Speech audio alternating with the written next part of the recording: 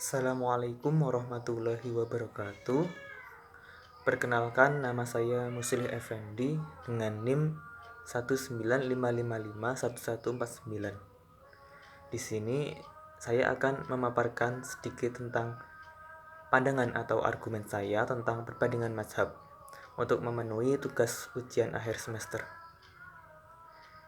Fikih perbandingan mazhab ini kalau bisa dibilang banyak mengkaji tentang hukum-hukum Islam, fikih, hadis juga ketika belajar.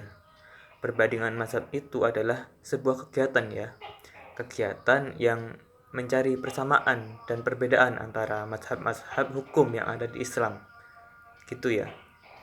Mazhab-mazhab yang ada di Islam kan banyak sekali.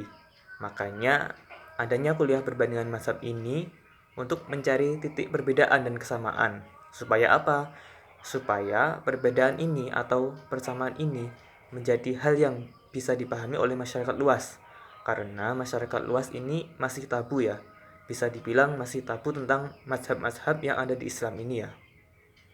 Nah, padahal mazhab-mazhab yang ada di Islam ada suatu rahmat, suatu perbedaan yang begitu luar biasa bagi Islam, gitu ya.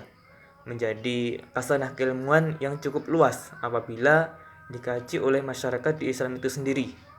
Makanya kalau misalkan ditanya apa maknanya, nah itu bisa menjadi aspek aksiologisnya, fungsinya begitu.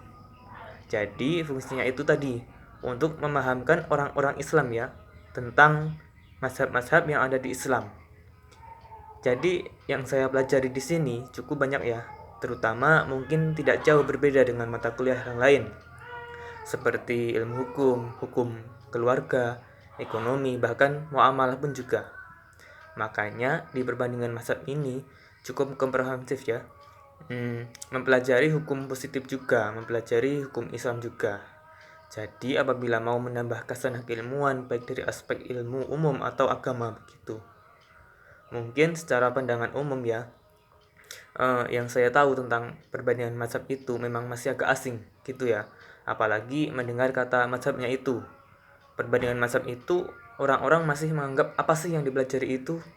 Apa sih yang dikaji itu? Nah, terus di sisi apa yang mereka pelajari gitu ya. Yang jelas umum mempelajari banyak hal perbandingan mazhab ini apabila masyarakat melihat perbandingan mazhab itu sebagai mata kuliah yang memang komprehensif ya. Yang mempelajari banyak hal, mempelajari banyak studi yang tadi saya sudah bilang di perbandingan mazhab itu hampir semua aspek dipelajari di situ. Mempelajari perbandingan mazhab itu bisa dibilang serba bisa ya, karena mempelajari berbagai hal yang ada di sana. Ya, jadi memang masih agak jarang diketahui tentang perbandingan mazhab ini. Tapi saya sendiri yakin masuk dalam perbandingan mazhab ini dinilai value tersendiri karena juga ya tadi mempelajari banyak hal, mempelajari hal yang ada tadi. Secara umum, dalam perbandingan mazhab ini mempelajari secara umumnya adalah hukum Islam dan hukum positif. Makanya lebih ke hukum sih perbandingan mazhab itu. Makanya di belakang itu perbandingan mazhab walaupun sekarang hukum itu dihapus ya. Secara umum itu tadi hukum Islam dan hukum positif di Indonesia yang dipelajari. Bahkan mendengar kata perbandingan mazhab berarti memperbandingkan benar. Memperbandingkan di situ kita memperbandingkan sistem-sistem di dunia internasional. Jadi kalau bisa dispesifikkan lagi ada Al-Quran, terus juga hadis, kemudian hukum peradilan agama, terus pemikiran kontemporer, aspek-aspek dari hukum Islam atau hukum positif. Mungkin itu menjadi perhatian umum di dalam perbandingan mazhab seperti itu. Kemudian seperti kemarin ada fatwa Islam dunia internasional itu yang membahas pemikiran-pemikiran ulama ataupun fatwa hukum yang dihasilkan oleh ulama yang ada di dunia. Jadi saya berasa itu berkeliling dunia ya. Bertanya-tanya apa perbedaannya antara kalau di Indonesia kan ada MUI ya, Majelis Ulama Indonesia. Kalau di Mesir ada Majelis Fatwa Mesir. Apa perbedaannya? Terus aspek persamaannya apa saja? Ada juga sistem hukum dunia internasional. Ada lagi sistem-sistem hukum internasional yang dipelajari. Jadinya lebih banyak mengkaji yang membandingkan antara hukum-hukum yang ada di Indonesia dengan sistem hukum yang ada di dunia internasional. Kemudian untuk studi kasusnya saya mengambil hukum membaca Al-Fatihah dalam sholat jamaah menurut para fuqaha, yaitu menurut Syafi'i, Imam Maliki, Imam Hambali, dan Imam Hanafi. Untuk lebih memperjelas bagaimana perbedaan pendapat serta argumen dan dalil-dalil yang menjadi pegangan imam mazhab, saya telah merinci sebagai berikut. Yang pertama yaitu mazhab Hanafi. Menurut pendapat mazhab Hanafi ini, membaca di belakang imam baik Al-Fatihah atau surat yang lain hukumnya makruh yang mendekati haram, baik di sholat jahar atau sir. Dasar mereka adalah sabda Rasulullah Shallallahu Alaihi Wasallam yang artinya, barang siapa yang mempunyai iman, maka bacaan imam adalah bacaan baginya. HR Ibnu Majah dan yang lain. Dari keterangan tadi, pendapat tadi, mazhab Imam Hanafi mengatakan bahwa siapa yang mempunyai imam, maka bacaan imam adalah bacaan baginya. Secara tidak langsung, makmum tidak boleh membaca apapun di belakang imam. Kemudian yang kedua yaitu mazhab Imam Syafi'i.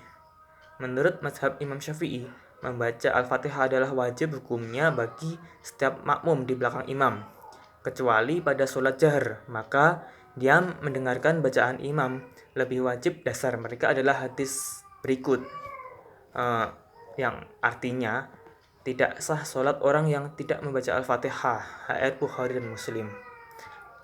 Dari keterangan pendapat mazhab Imam Syafi'i, membaca surat Al-Fatihah di belakang imam yang sholat sir atau bacaannya pelan, maka wajib hukumnya membaca Fatihah. Tetapi jika sholat jahar, maka lebih wajib mendengarkan bacaan imam. Kemudian yang ketiga yaitu mazhab Imam Maliki.